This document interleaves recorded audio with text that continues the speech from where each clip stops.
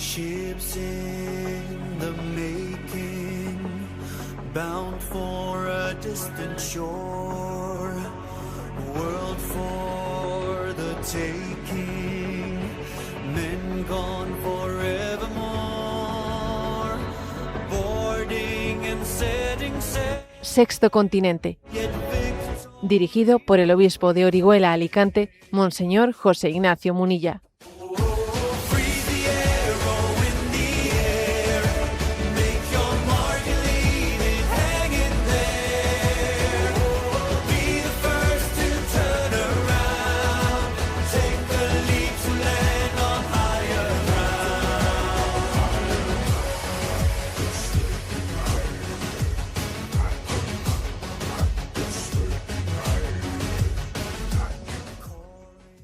Un cordial saludo a todos los oyentes de Radio María. Un día más, con la gracia del Señor, nos disponemos a realizar este programa radiofónico llamado Sexto Continente, que lunes y viernes de 8 a 9 de la mañana, una hora menos en las Islas Canarias, realizamos aquí en directo en Radio María España.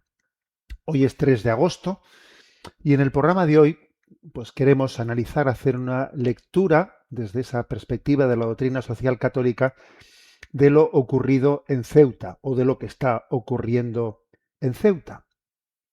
Y para hacerlo voy a echar mano de un mensaje enviado a redes sociales ayer por el presidente de la Conferencia Episcopal Española, Monseñor Luis Argüello, quien dijo de manera escueta, pero verdaderamente apuntando, ¿no?, en la correcta dirección, lo siguiente: la biopolítica es clave en el actual poder mundial. Se juega con la vida y se utiliza a las personas, sus sueños, hambre, sexualidad y datos en favor del lucro y del poder. Las migraciones forman parte de esta estrategia. La invasión de Ceuta es un test y la demografía es un arma. Bueno, yo mismo ayer anunciando el programa de hoy en vía redes sociales la siguiente reflexión, ¿no? Enviando pues una fotografía con algunos de los cadáveres de quienes han fallecido, que son de momento unos 72 ahogados, enviando una fotografía de algunos de esos ahogados y enviando una fotografía del rey de Marruecos. Yo hice el siguiente comentario ahí en redes sociales: la catadura moral de quien utiliza a su propio pueblo como munición es repugnante. Es una de las formas más graves de depravación del poder que caben imaginar, ¿eh?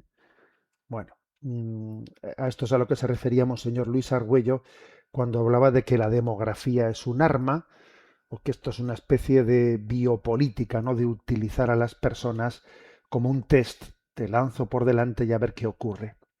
Bueno, por lo tanto, vamos a analizar en el programa de hoy lo ocurrido en Ceuta, pero yo comienzo por hacer una primera reflexión, ¿no?, que va en la línea de esto que he dicho, de que la catadura moral de quien utiliza a su propio pueblo como munición es repugnante, ¿no? Y lo primero que subrayo es que la tragedia vivida estos días en Ceuta no es una crisis migratoria, no. Eso, en este caso, es distinto.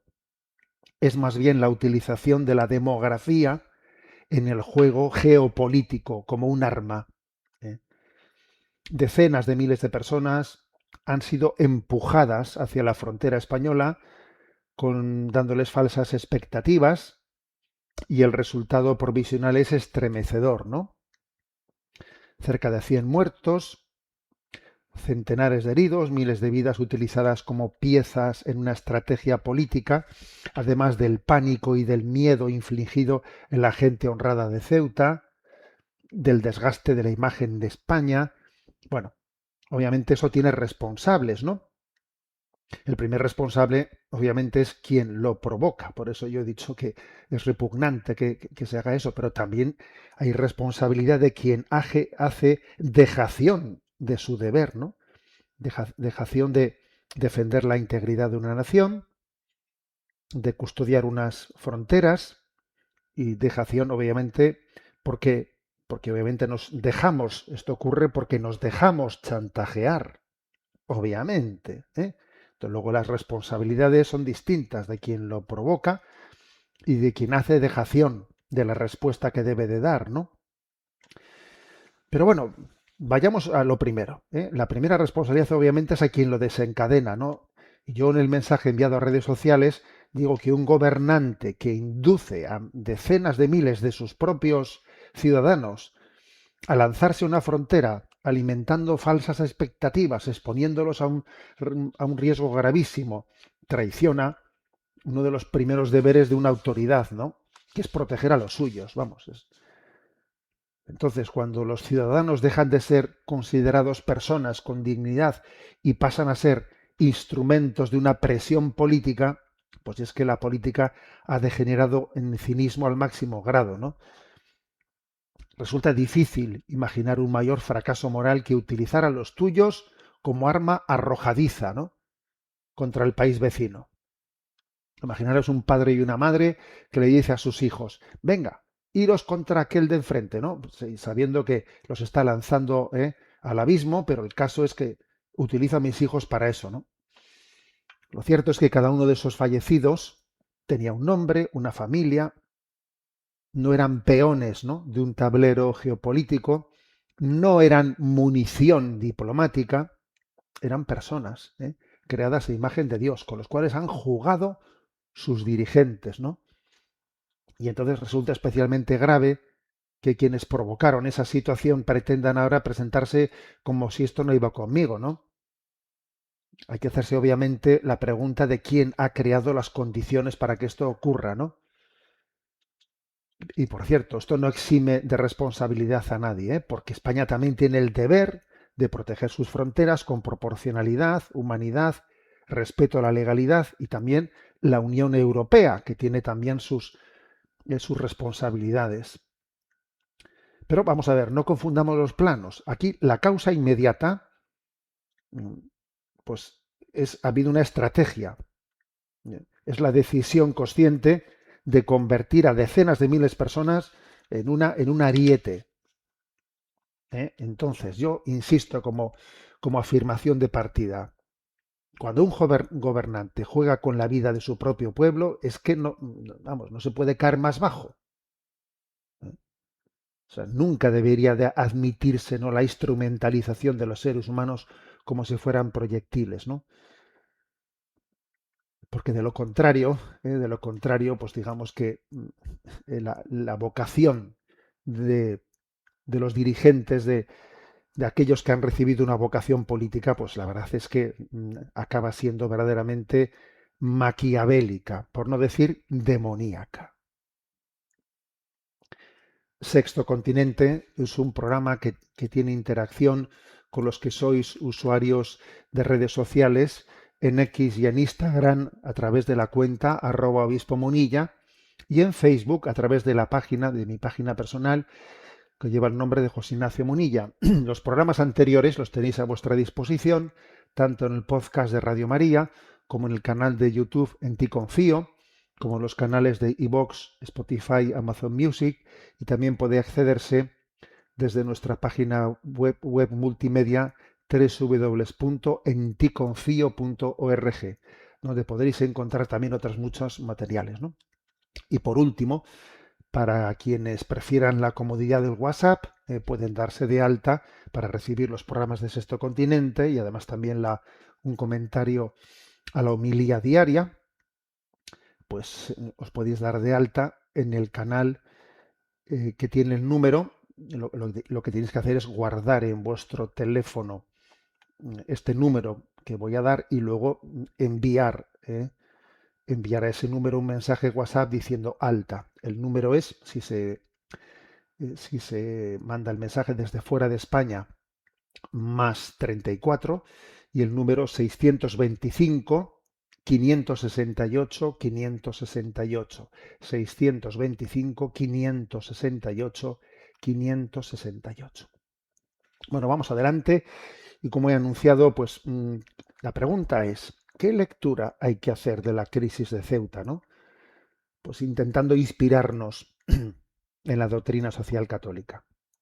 Bueno, repito la tesis que he dicho en la entradilla, en el comentario editorial, de que esto no es una crisis migratoria al uso, no, como esas que llegan pateres y tal, no, no es otra cosa distinta. Estas personas han sido engañadas, convocadas, trasladadas a la frontera en camiones por las autoridades, han sido lanzadas contra la frontera. A ver, esto es otra cosa.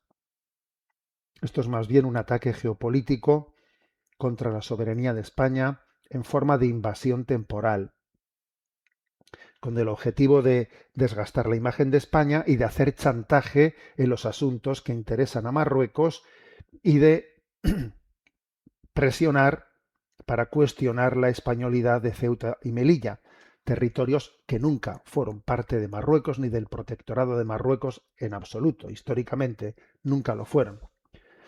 Entonces, insisto, este episodio se parece mucho más a la Marcha Verde de Marruecos contra el Sáhara, que sin que sea lo mismo, ¿no? Pero se parece más a aquello que a un episodio de inmigraciones de las pateras que llegan a nuestras costas. Se parece más a aquello. Y pues, obviamente lo que ocurre es que en este caso, mejor dicho, la prueba de que esto no va de un flujo migratorio es que la mayoría, la inmensa mayoría de las 70.000 personas, 60.000, en fin, es difícil saber cuántas son las que entraron el jueves y el viernes por la frontera ceutí, la inmensa mayoría han regresado. Algunos dicen que habrán regresado pues un 95%, todavía permanecen algunos cientos, incluso puede ser 1.000 o 2.000 los que permanecen todavía, pero la inmensa mayoría han regresado ya, lo cual todavía demuestra más claramente que la cuestión no era un flujo migratorio, ¿no?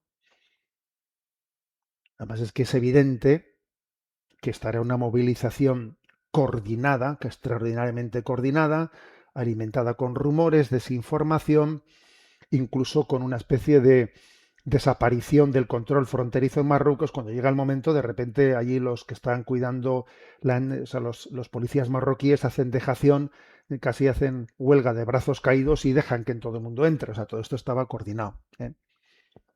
Claro, ahora viene la pregunta, ¿cuál es la estrategia exactamente, ¿no? ¿Tenemos una especie de base probatoria pública para decir quién ha dirigido esto, cómo lo ha hecho, con qué? Pues obviamente esas cosas cuestan, o sea, no tenemos todos los datos, ¿no? Porque quien de alguna manera diseña todo esto se esconde, ¿eh? Pero hombre, no hay que ser muy listo, pues para entender que aquí hay una estrategia, ¿no?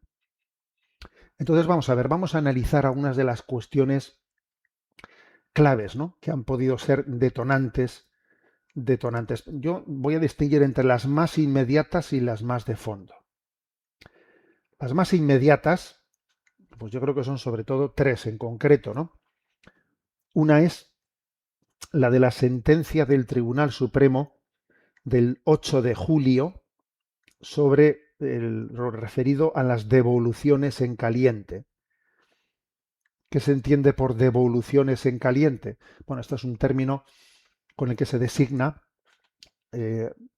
al recurso a que un inmigrante que ha entrado ilegalmente por una frontera, después de que ya haya entrado, después de que ya ha pisado el terreno, ¿no?, de la nación a la que quería entrar, aunque haya pisado ya el terreno, se le puede devolver de vuelta al sitio por donde ha entrado. A eso se le llama devolución en caliente, o sea, sin entrar en hacer procesos judiciales. Según ha entrado, se le devuelve. Bien, pues el Tribunal Supremo, el 8 de julio, dictó una sentencia que prohibía las devoluciones en caliente de los migrantes interceptados en el mar, cuando intentan llegar a nado a Ceuta o a Melilla. ¿Y por qué dictó esta sentencia el Tribunal Supremo? Pues porque había habido pues un litigio de un ciudadano argelino que había recurrido una devolución en caliente entrando a nado, y claro, un argelino arropado por algunas organizaciones ONGs que habían llevado a recurrir, los abogados habían visto que en las leyes de extranjería había ahí había ambigüedades, había huecos que permitían que la legislación no le diese sustento a la devolución en caliente y claro, llegado ahí, pues se ha producido esta sentencia. Y esta sentencia ha podido ser una de los factores de los que se ha servido, ¿no? Las autoridades marroquíes, pues para decir, mirad, ha ocurrido esta sentencia, si os lanzáis ahora a la frontera, vais a ver, vais a entrar y os van a dar a todos nacionalidad española, tiraros todos para allá. Bueno, se han servido de esa sentencia. Bueno, yo creo que hay que hacer un discernimiento, o sea, sí que merece la pena es necesario, conveniente hacer un discernimiento desde el punto de vista moral, ¿m?, sobre qué decimos de las devoluciones en caliente. ¿Eh? A ver, son muchos los que centran, todos, casi todos, ¿no?, la discusión en su encaje jurídico. Pero para nosotros en Sexto Continente, en este programa, lo que queremos es especialmente fijarnos en la dimensión moral de esta cuestión. ¿Qué opinamos del tema de las devoluciones en caliente? Algunas ONGs dedicadas a la acogida de inmigrantes presentan la devolución en caliente como si fuese una práctica inmoral. Y a mi juicio esa conclusión es una simplificación que no hace justicia al problema. Creo que se equivocan las asociaciones o ONGs que califican de inmorales las devoluciones en caliente. A ver, intento razonarlo. La doctrina social de la Iglesia sostiene simultáneamente dos principios que tienen que mantenerse unidos, ¿no? Por un lado, recuerda el deber de acoger al extranjero, especialmente cuando huye de la guerra, de la persecución o de situaciones de extrema gravedad, pero al mismo tiempo afirma también el derecho y el deber de los estados de regular los flujos migratorios y de proteger sus fronteras en orden al bien común. La doctrina social afirma las dos cosas. Entonces no se puede olvidarse de ninguno de los dos principios, sino se pierde el equilibrio, ¿no? Entonces la defensa de una frontera nacional no es en sí misma un acto de hostilidad hacia el inmigrante. Es una responsabilidad que toda autoridad legítima tiene encomendada para garantizar un orden justo, la seguridad de los ciudadanos y una gestión responsable de la inmigración. Precisamente por ello, existen cuerpos y fuerzas de seguridad del Estado cuya misión consiste en custodiar las fronteras, ¿no? Y hacerlo con proporcionalidad, con prudencia y con respeto a la dignidad de las personas, ¿no? Entonces, a ver, yo sobre todo subrayaría una cosa. No podemos olvidar la enorme dificultad de hacer bien esta misión, porque con mucha frecuencia los agentes se enfrentan a intentos de entradas masivas, coordinadas y además realizadas de una manera muy agresiva, en los que además se pone en riesgo su integridad física, ¿no? Y quien contempla estas escenas desde la distancia quizás no percibe la tensión extrema que allí tiene lugar, ¿no? Y entonces aquí hay que hacer una reflexión moral, que yo creo que pasa desapercibida, y es la siguiente. Si la legislación transmite el mensaje de que basta con conseguir poner un pie al otro lado de la frontera para adquirir automáticamente un derecho de permanencia, se genera un poderoso incentivo para intentar el asalto a cualquier precio. Esa expectativa puede empujar a muchas personas a asumir riesgos temerarios, alentando asaltos cada vez más peligrosos y violentos, ¿no?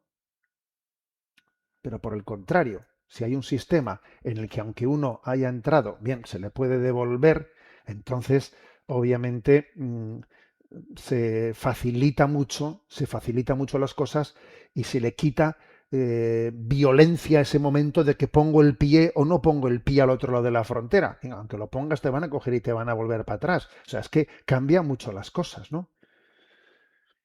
Entonces, un sistema que no permite una respuesta de devolución caliente frente a una entrada irregular puede terminar favoreciendo situaciones dramáticas, porque cuanto mayor sea el incentivo para culminar el cruce, mayor será la presión sobre quienes intentan atravesar la frontera y sobre quienes tienen la obligación de custodiarla, ¿no? Entonces, desde esta perspectiva, la posibilidad de impedir, ¿eh?, a través de la devolución en caliente, una entrada irregular y devolver a quienes no han accedido legalmente a su punto de partida, puede contribuir a desactivar esa dinámica violenta, ¿no? Y esto no sería una medida, la devolución en caliente, inspirada por la falta de humanidad, sino precisamente una forma de evitar enfrentamientos graves, lesiones, pérdidas de vidas humanas, ¿no? Bueno, también esto no significa que cualquier devolución en caliente sea legítima. Existirán situaciones especiales delicadas que requieran un discernimiento específico. Pues por ejemplo, imagínate que una persona está herida, ¿no? Está seriamente herida. Oye, requiere una atención médica. Esto no puedes coger y devolverlo en caliente, pues tendrás que atenderlo. Bien, defender una frontera nunca puede convertirse en una excusa, ¿no?, para ignorar la dignidad del hombre. Pero tampoco es correcto presentar toda actuación de devolución en caliente, ¿eh?, como si fuera una vulneración de los derechos humanos, porque no es verdad. ¿Eh? Así es donde, aquí es en donde algunas organizaciones, a mi entender, incurren en una confusión que luego genera lo que ocurre, ¿no? El derecho a inmigrar no equivale a un derecho incondicional a establecerse en cualquier país al margen de las leyes que regulan el acceso, ¿no? Entonces, la verdadera respuesta moral exige sostener al mismo tiempo dos exigencias, ¿no? Sí, una acogida solidaria con quien verdaderamente necesita un sistema de protección y un ejercicio responsable de custodiar las fronteras, ¿no? Cuando uno de estos principios se absolutiza hasta anular el otro, dejamos de servir al bien común. La caridad nunca puede separarse de la prudencia, como tampoco la justicia puede desligarse de la misericordia, ¿eh? La doctrina social de la Iglesia no nos invita a escoger entre una u otra, sino a hacer un equilibrio, ¿no? Y solo desde ese equilibrio podemos afrontar uno de los desafíos más complejos, ¿no?, que estamos viviendo en el momento presente. Por lo tanto, vaya esta reflexión que acabo de hacer, eh, a responder a qué opinamos desde el punto de vista, ¿no?, de la doctrina social del tema de las devoluciones en caliente, que creo que ha sido uno de los factores inmediatos, ¿no?, que ha estado detrás de esta crisis. El segundo, la segunda cuestión, el segundo factor detonante más inmediato, el acercamiento diplomático del gobierno español a Argelia. El 20 de julio, o sea, el pasado 20 de julio, el gobierno español realizó un movimiento para relanzar sus relaciones con Argelia,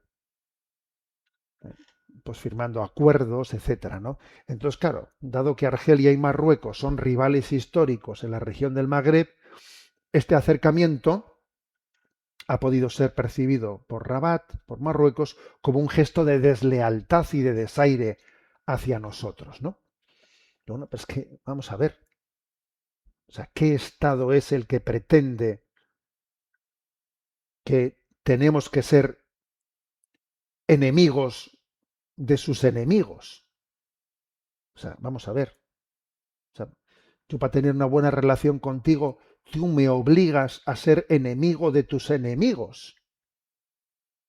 Esto es hacer una especie de eh, chantaje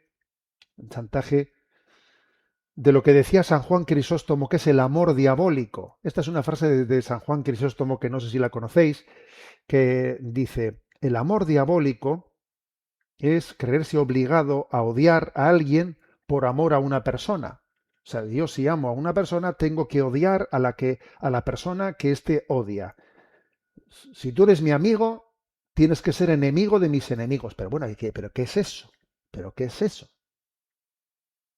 O sea, es decir, esa dinámica de Marruecos, de chantajear y de obligar a que yo tengo que ser enemigo, ¿eh?, si tú quieres acercarme a mí, si quieres acercarte a mí, tienes que ser enemigo con los que yo me llevo mal.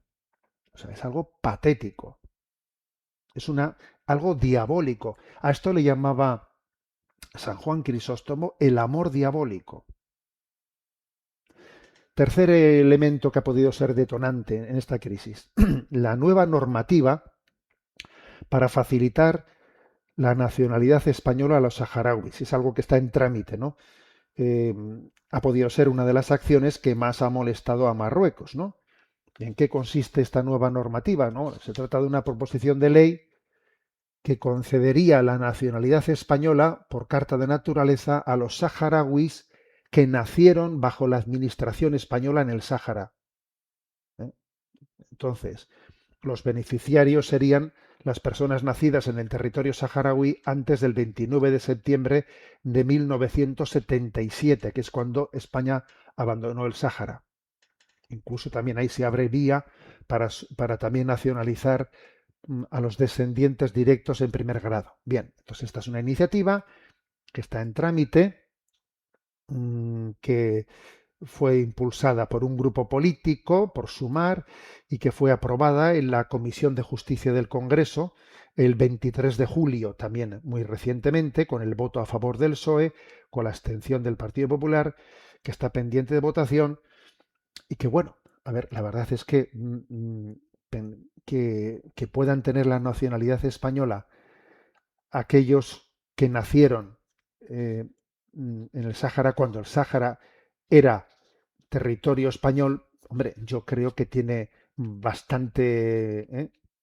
sea, bastante sentido, bastante sentido. Pero claro, a Marruecos esto le ha sentado mal, ¿eh?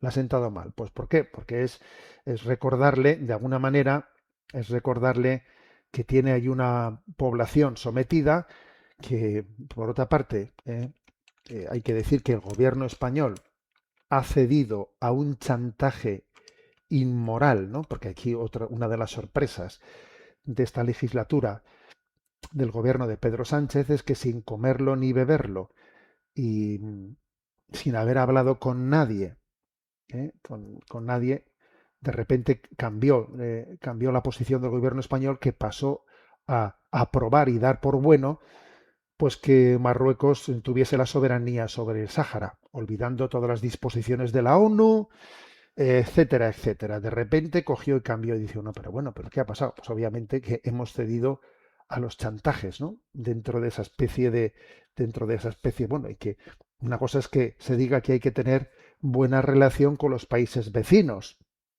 pero eso no quiere decir que tengamos que ser débiles, injustos o cobardes frente a los chantajes que se nos planteen.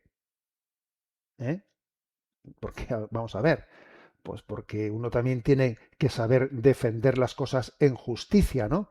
Sin dejarse chantajear de una manera tan abierta. Bueno, creo que estos son los elementos más inmediatos. Ahora vamos a ir quizás a los elementos un poco más digamos, de largo recorrido.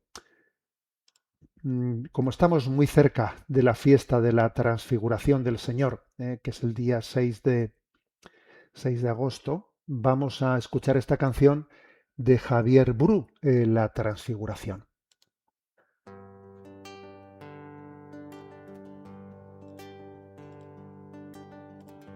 A un alto monte Jesús forá, llevando a Pedro, Santiago y Juan, y allí lo vieron transfigurar. Todo su rostro se iluminó y su vestido resplandeció con blanca luz más fuerte que el sol. En gloria vieron hablándole, de un lado a Elías y otro a Moisés. Y Pedro dijo que bien estamos, haré 3 tiendas, una a Elías, otra a ti, la otra a Moisés. Mas no sabía lo que decir, temor sentían de estar allí. Y los cubrió una nube en la que se oyó: este es mi hijo amado, escúchenlo. Y Jesús a solas con ellos quedó, y su secreto les encomendó.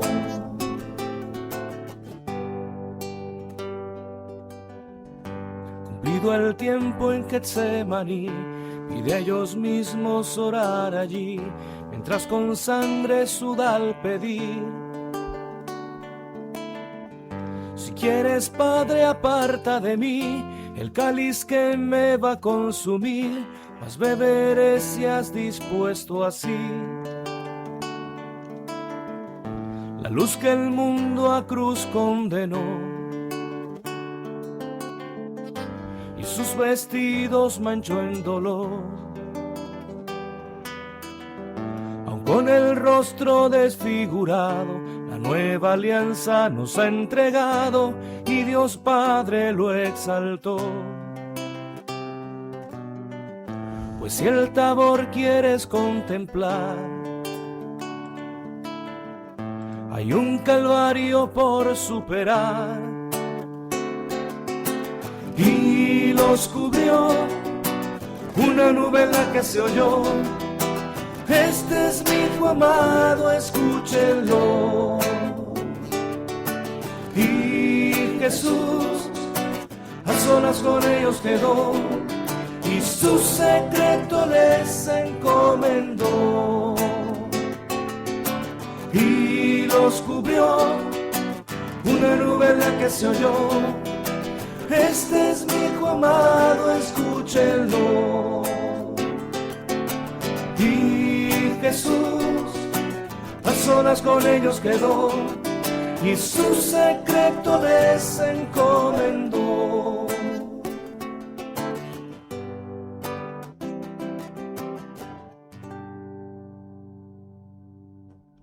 Continuamos en esta edición de Sexto Continente, en la que nos hacemos una pregunta sobre lo ocurrido en Ceuta, ¿no?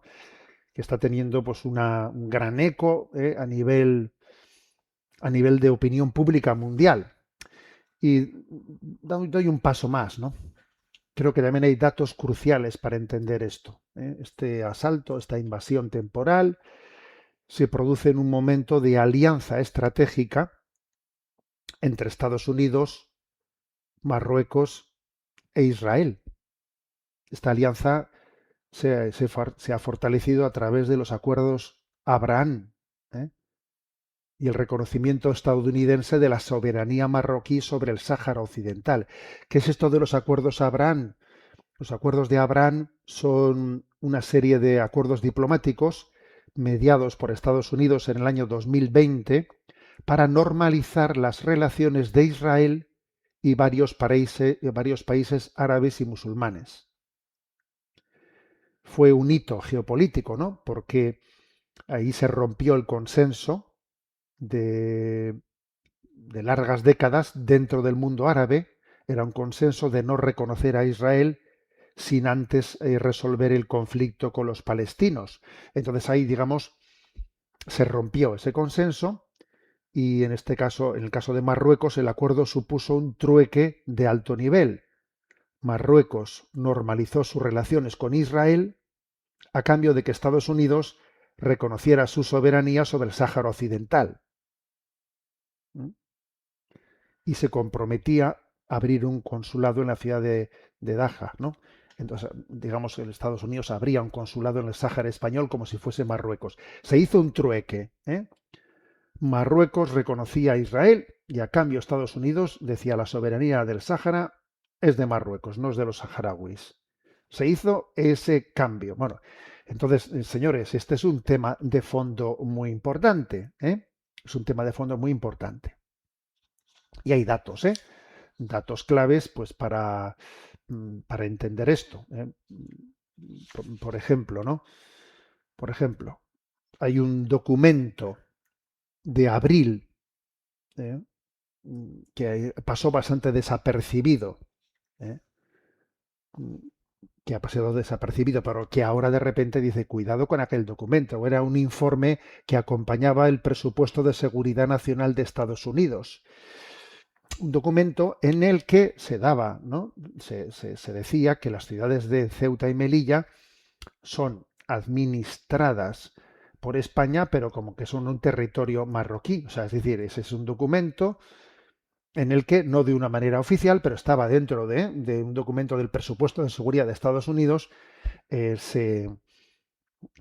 Estados Unidos también como que asumía la posición de Marruecos de reivindicación de Ceuta y Melilla. Voy a poner un audio, que esto lo explica, es un audio de la cuenta de Instagram de José Antonio Bizner. José Antonio Bizner es un periodista a quien yo sigo en Instagram, que está especializado en información económica y financiera.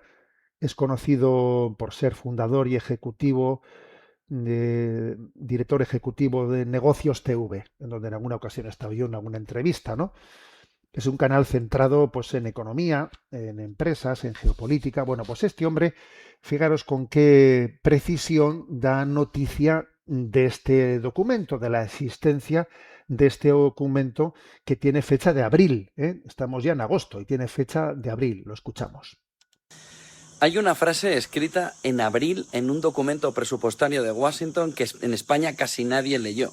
Dice esto: las ciudades administradas por España de Ceuta y Melilla están situadas en territorio marroquí y siguen siendo objeto de reivindicación de Marruecos. No es un tuit, no es la opinión de un tertuliano, es el informe que acompaña al proyecto de presupuestos de seguridad nacional y el Departamento de Estados Unidos para el año fiscal 2027. Páginas 86 a 88, apartado Marruecos. Lo firma el Comité de Asignaciones de la Cámara de Representantes y la frase entró como enmienda de Mario Díaz Balar, vicepresidente de este comité y hombre de confianza del secretario de Estado Marco Rubio. Ahora ya saben quién puede estar detrás de todo el movimiento. En el mismo párrafo, el comité recuerda el Tratado de Paz y Amistad de 1786 entre Estados Unidos y Marruecos y apoya que el secretario de Estado promueva el diálogo entre Rabat y Madrid sobre, cito, el futuro estatus de las dos ciudades. Futuro estatus. Vamos con lo que importa de verdad, porque el titular se ha quedado corto. Todo el mundo se ha fijado en territorio marroquí, pero la carga real está 3 palabras antes: administradas por España. Eres el lenguaje que Washington reserva para los territorios en disputa, no es el lenguaje que se usa para el territorio soberano de un aliado de la OTAN. Ceuta y Melilla tienen estatutos de autonomía, están en el orden constitucional español y no figuran en ningún proceso de descolonización, pero en este momento aparecen descritas como se describe, como un territorio administrado. Esto no es un matiz, es asumir el marco narrativo de Marruecos.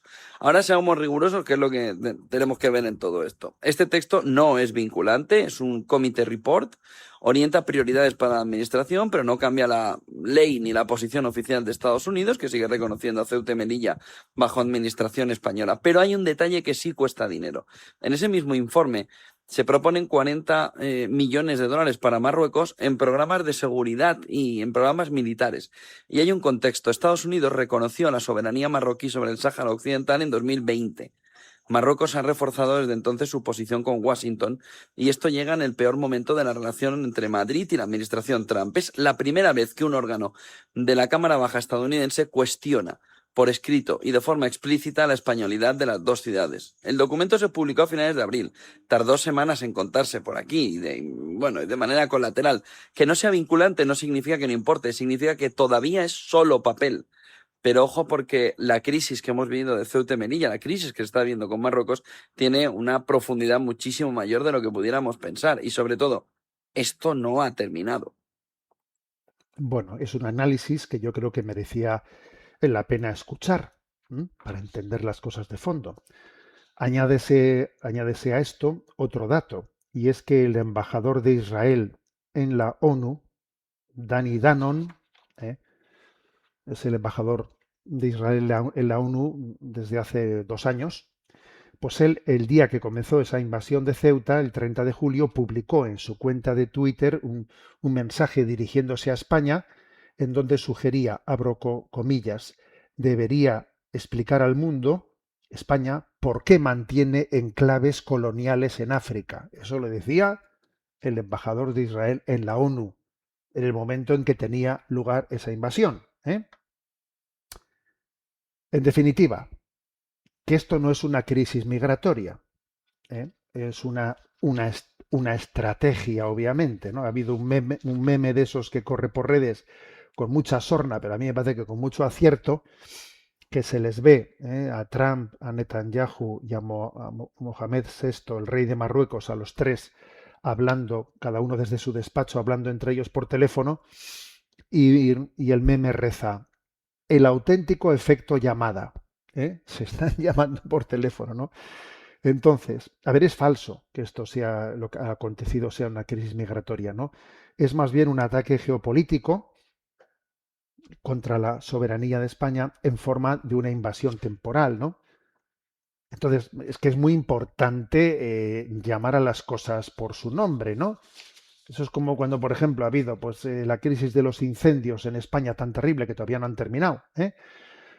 Pues a la hora de analizar eso se dice, a ver, esto es la consecuencia del cambio climático. No, perdón, el cambio climático podrá hacer, obviamente, podrá generar pues, que el riesgo de incendio, en vez de ser únicamente en julio y agosto, también continúe al otoño claro, el cambio climático podrá hacer que el riesgo de incendio se extienda más a lo largo del año, pero los incendios han acontecido porque los montes no se limpian, porque ha habido una primavera muy lluviosa, está el monte, ahora se ha secado ahora con el calor y eso pues está lleno de gasolina, como quien dice, vamos, ¿no? Eso está lleno de combustible. Y entonces además hay un ecologismo ideológico, ¿no? que impide a los hombres de campo pues llevar adelante, ¿no? Pues su ganadería tradicional de limpieza del monte, y entonces ocurre esto. Entonces no llamemos a las cosas por su nombre. Aquí ocurre también algo por el estilo, ¿no? No le llamemos a esto crisis migratoria porque es otra cosa, otra cosa. Pero claro, uno se da cuenta es que para hacer una lectura de la realidad hay que estar muy atento a no dejarte engañar, a no dejarte engañar, ¿eh? Porque existen hoy en día las guerras híbridas, que las guerras híbridas son ¿eh? mm, mm, hacer cosas que distorsionen la realidad, mm, porque incluso la propia, ¿no?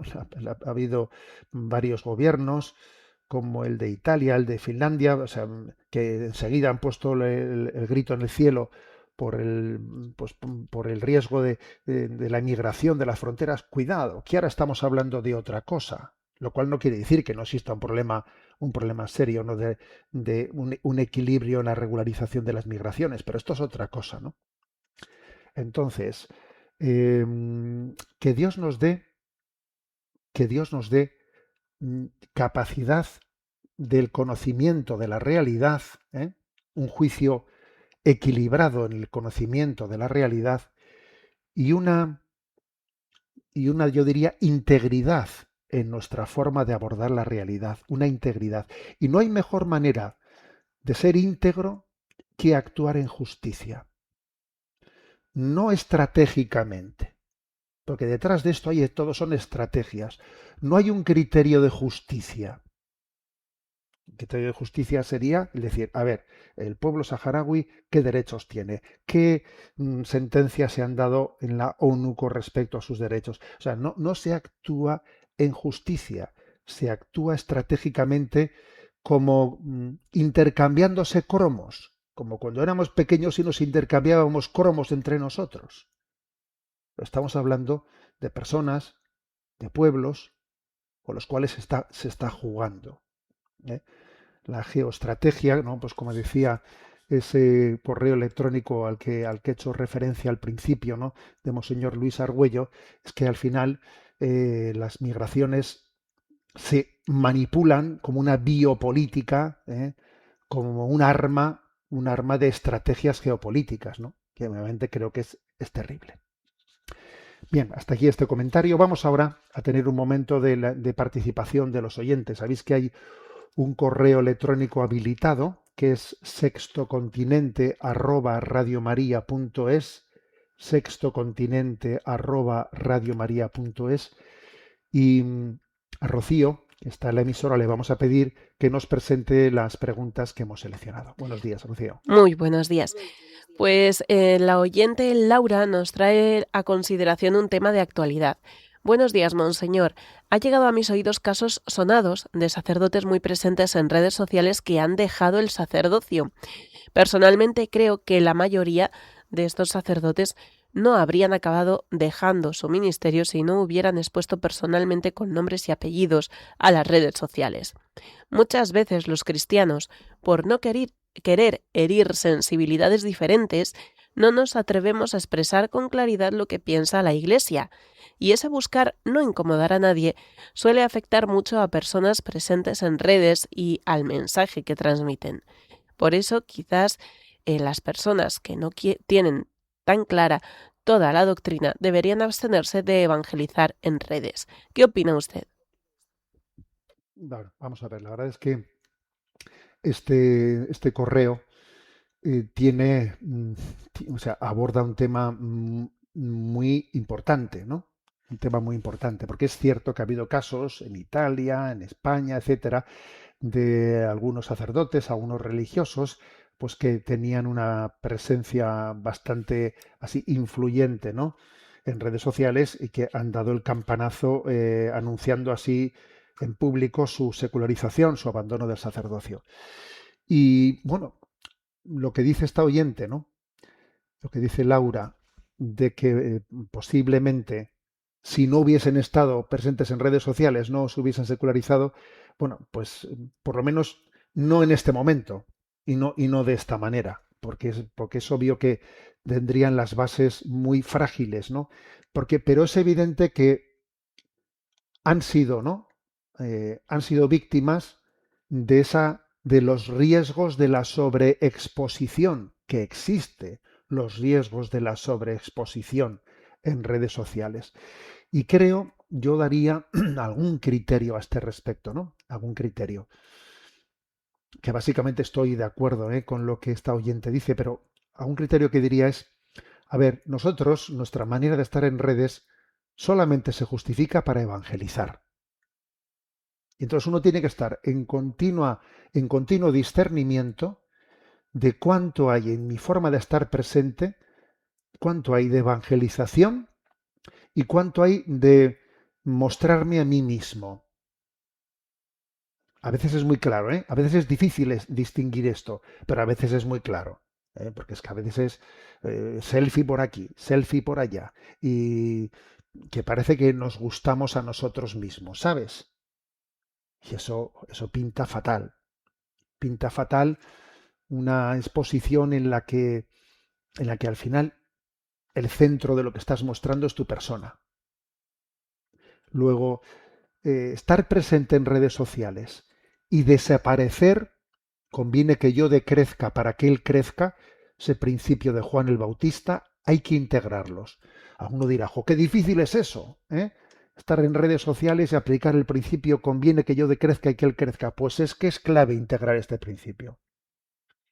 Eh, la integración tendrá muchos momentos en los que dice, ¿y ahora cómo aplico yo este principio? Y en este caso, ¿este principio en qué se traduce? Bien, habrá momentos en los que sea muy difícil establecer, pero hay que intentarlo. Yo estoy para hacer presente o sea, los valores del reino, para hacer presente el Evangelio, para predicar a Jesucristo. Entonces, bueno, revisa tus presencias y mira a ver si en el fondo estás siempre hablando de ti mismo, de tus cosas, de tu yo y yo. ¿Eh? Bueno, eso en primer lugar. Y obviamente a la hora de expresarnos, tenemos que tener muy claro que nosotros somos discípulos del Señor y somos hijos de la Iglesia y que nuestro mensaje es el de Cristo y el de su Iglesia. Y que por lo tanto tenemos que renunciar a nuestras originalidades al margen de la fidelidad al magisterio, porque si no estás perdido. Como tú comiences, ¿no? Que eres un sacerdote, un religioso, allí a mostrar ciertos disensos con el magisterio, estás perdido. Ya te ha pillado el maligno. ¿Eh? Bueno, al mismo tiempo, pues uno tiene que examinar cuál es mi vida de oración, ver si mi presencia en redes sociales me está descabalgando de la vida de oración, qué es lo que estás suponiendo, ¿no? Para tu ministerio. O sea, tiene que haber un examen continuo, ¿eh? Por ver si ese apostolado te está afianzando, ¿no? O si más bien lo estás viviendo de una manera indebida que te está desequilibrando. Pero sí que es verdad que todos esos casos, en vez de ponernos a juzgar a las personas que han pinchado y que se han secularizado, para lo que nos debe de servir es para que los que estamos en redes sociales estemos en continua autocrítica. Tenemos que autocriticarnos continuamente, ¿no?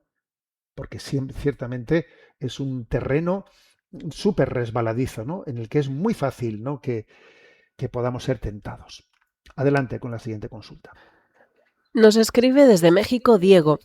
Querido Monseñor, soy de México y solo soy una persona intentando regresar a Dios, al que nunca debía haber dejado de lado. Gracias al trabajo de evangelización de todos ustedes he podido aprender mucho y acercarme a la fe más eficazmente. Sin embargo, hay una situación que se ha convertido en una espina para mí. El hábito de insultar y decir palabrotas. Es algo que hice durante toda mi vida, tengo 34 años, y es algo que quiero dejar de hacer, pero el problema es que estoy tan acostumbrado a ello, por lo que siempre fallo. ¿Puede usted darme algún consejo al respecto? Muy agradecido. Mira, Diego, es una alegría verte, pues eso, habiendo tenido un encuentro con Cristo, habiendo tenido una conversión, aunque tú ahora digas, ¿no? ¿Y cómo arranco de mí los hábitos adquiridos que yo había tenido, ¿no? Que yo he ido adquiriendo? Claro, pues porque el pecado al final también se acaba convirtiendo en un hábito, ¿eh? En un hábito y casi acaba siendo pues algo automático, ¿no? Incluso casi una adicción, ¿eh? Una adicción. Bueno, pero ¿sabes lo que te digo?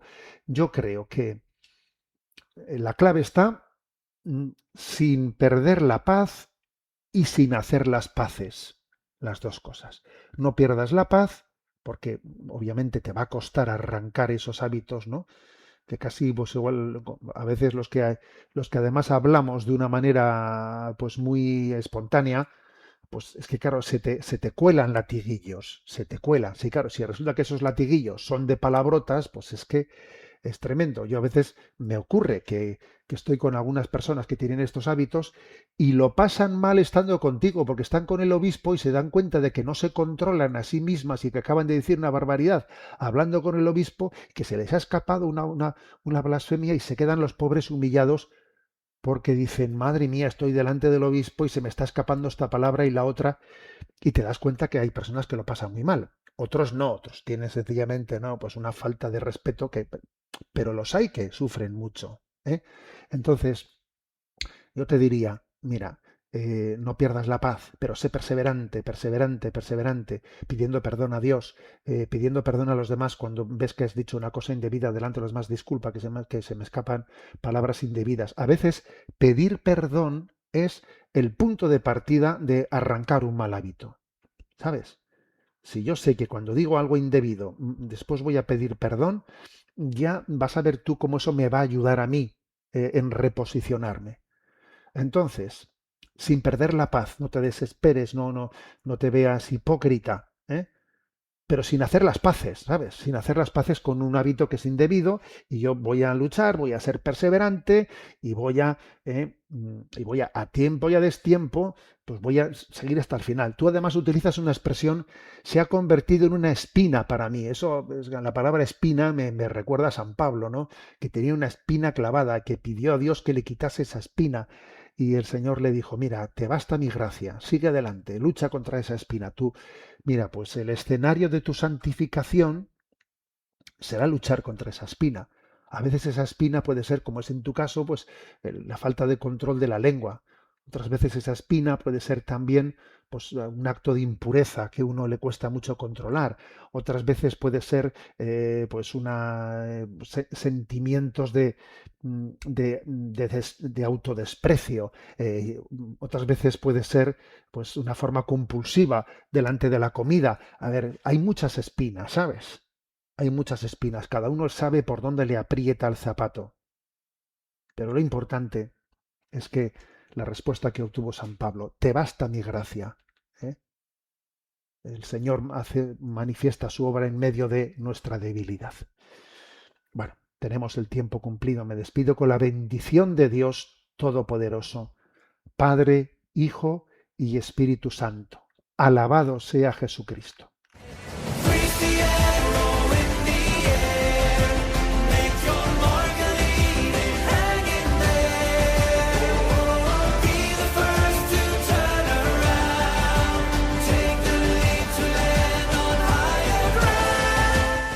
Finaliza en Radio María Sexto Continente, dirigido por el obispo de Orihuela, Alicante, Monseñor José Ignacio Munilla.